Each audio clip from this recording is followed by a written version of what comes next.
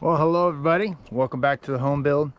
I got a beautiful site here. It is the underfloor framing. You can see all my TJIs have been all installed and pretty excited. It's ready for that plumbing, mechanical installation, certain things like that they leave exposed. But this video is going to be all about underfloor framing. So you can see some different methods. We'll talk about different methods to frame and support these TJIs. And we'll just get right into it. This is a TJI. It's an engineered beam, engineered floor joist. They also make ceiling joists and that sort of thing with this. It's like an OSB with a solid wood. Sometimes this wood right here on the top and bottom cords are like an OSB type material. So it's a composite board and that sort of thing. They do make them to span from one end to the other, that full depth distance without any supports underneath. It'll be engineered for that, but for that long of a distance, you'd have to have a much taller one as well. So we got intermediate walls in here that you can see here. They're on those foundations, if you can remember from the other videos, so that are anchored down. Some of those are going to be shear walls. They're on the set of plans that the engineer called for. They're going to be skinned with a layer of plywood. So this wall right here is a wider, thicker wall.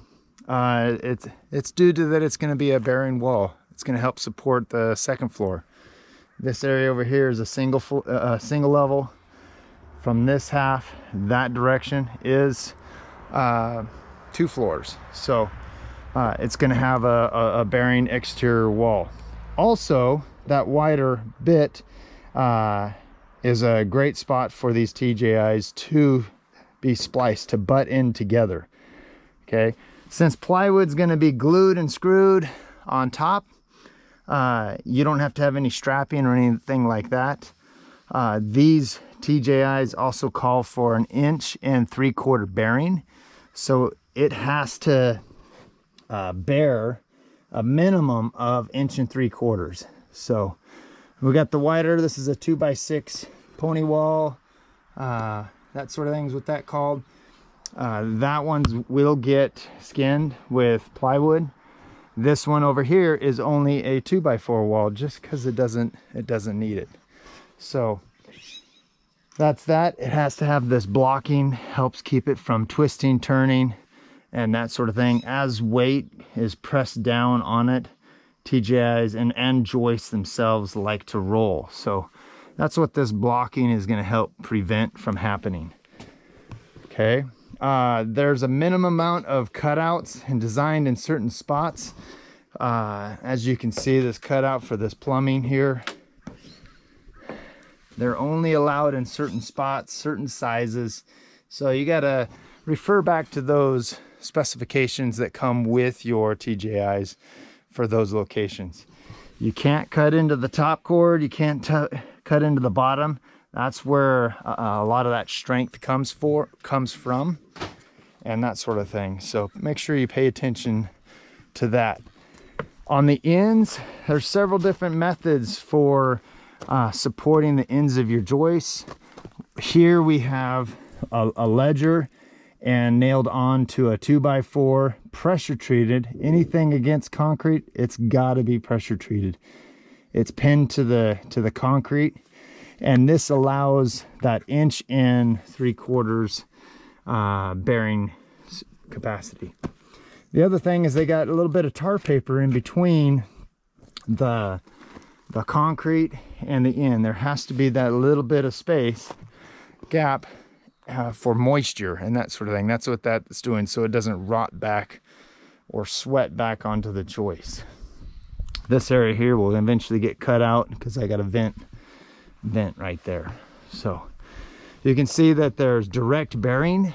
So there's going to be a ledger, a post underneath every single TJI.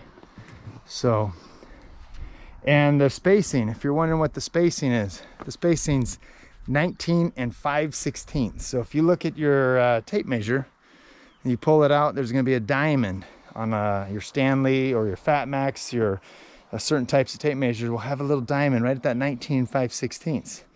So every 19 5/16 on your tape measure is going to have a diamond.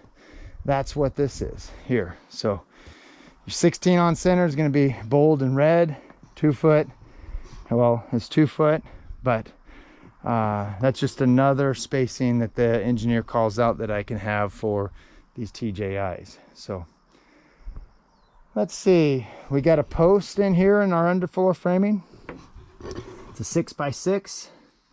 Underneath that at the very bottom was a spread footing, a little pad footing, a few different names. And then on that end over there, same thing. It's got a 6x6 post over there, and what that's going to be supporting is a post coming up, and then it'll have a beam over top. It's either going to be a LVL or a glulam beam up above, and that's in addition to the basic plans that we could have had. We could have had a post right in the middle, and we wouldn't have those big beams and big posts and extra costs, but I didn't want to post in the middle of my island of my kitchen. So that was one thing that we upgraded to elect to have that removed. And consequently, it also has those additional posts and that sort of thing. So these TJIs are facing the other direction. If you're wondering, why are they parallel to these other joists? Well, I have plumbing such as that going up. We have vents. And as well as a mechanical that hasn't been installed yet for our dryer vent. It needs to go out on that end. So that's the main reason for that. The ends are also going to have that little ledger, and this end here is going to be on a little wall. So let's see, we talked about spacing, we talked about these are engineered joists. This could be wood, okay, but wood is going to be at this distance. Trying to stay straight is more expensive. Trying to keep it straight is also going to have more intermediate bracing to keep it from twisting and rolling as it dries out. That's what wood does. Turns into a pretzel nowadays when it gets dry. So out here on top of the stem wall, you can see that it's green. It's got little lines. It's called pressure treated. It's a pressure treated 2x6, and underneath it, it has a foam barrier. It's for wind, for bugs, for that sort of thing, and it also takes up all those little bit of gaps of the unevenness of the concrete. Tied down with the J-bolts. Okay, that is by code. I believe it's every 4 feet minimum. 2 on each board minimum. So here even is 2 inches or 2 anchor bolts minimum. Here we have longer bolts. That's going to be a hold down.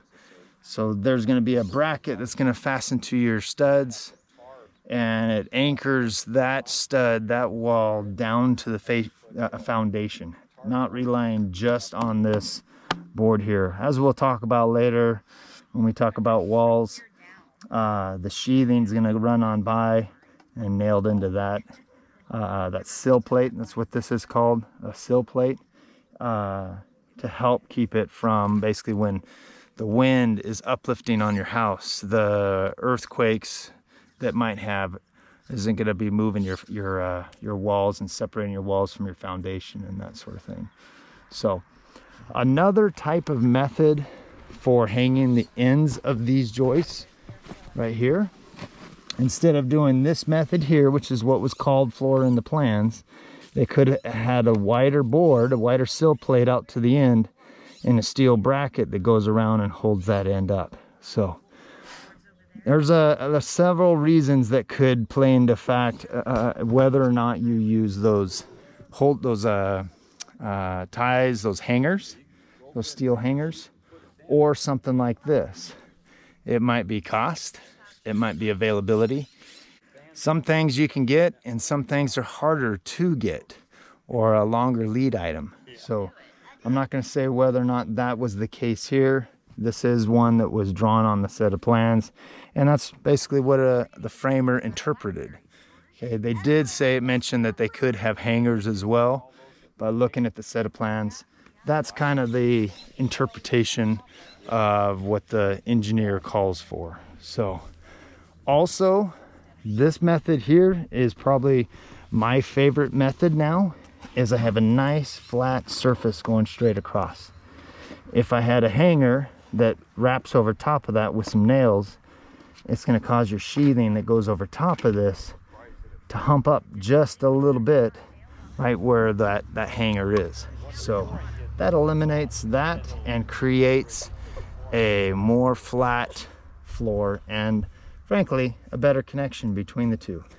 This here, the top of it's kind of wiggly, but once you glue and screw the sheathing down over top of it, it's going to be nice and solid and create a sheer diaphragm all over this section. So there's no going to be twisting, turning in the event of a earthquake or seismic condition. So the other thing that it calls for on the set of plans is a vapor barrier, 6 mil vapor barrier. This section here is going to get a little fixed.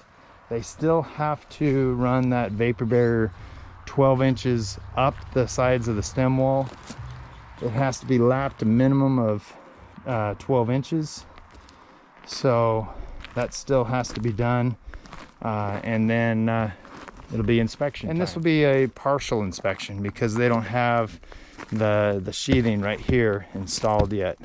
So, but by not having this installed, makes the plumbers happy, allows them to install their plumbing and that sort of thing. And I'll kind of show that on a different video. So that's kind of it. The floor framing in a nutshell. Sill plates, eye joists, ledgers, anything touching concrete's got to be pressure treated or has to be decay resistant.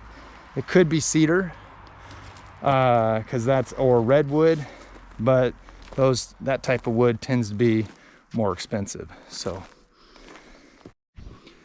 kind of wanted to give you another view of the type of hanger that I was talking about, which is this right here. Okay, they make different widths. Simpson makes different widths, different depths for the different sizes of TJIs.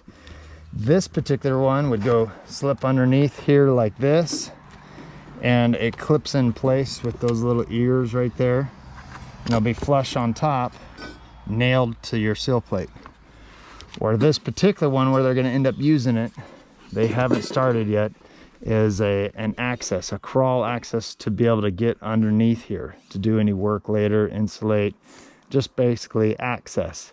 They got to cut a couple of these TJIs where the master suite closet is, the walk-in closet, and create an access.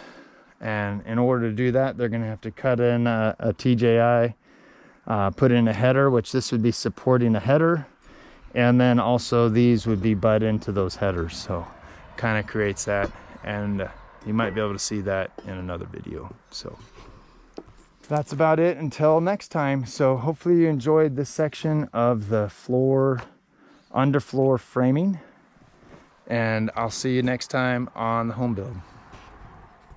Hey George, what did you catch? A cricket. A cricket. Or grasshopper. Grasshopper. Yeah. Nice. That's awesome. Do they bite? Nope, they don't bite. They might pee on you though.